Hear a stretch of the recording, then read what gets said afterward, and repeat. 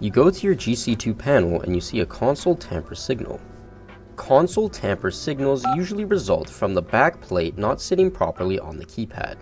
To fix this, we're going to start by unscrewing the screw at the top of the panel. Use your small to medium-sized Phillips head screwdriver to remove this screw.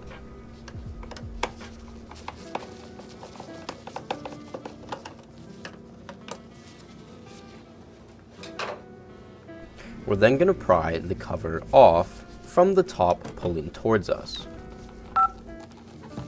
From here, we're then just going to put the cover back on, making sure that everything's realigned.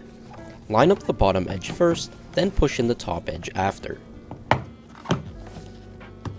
Once we press it into place and everything sits flush, we're then going to re-screw in the screw at the top of the panel.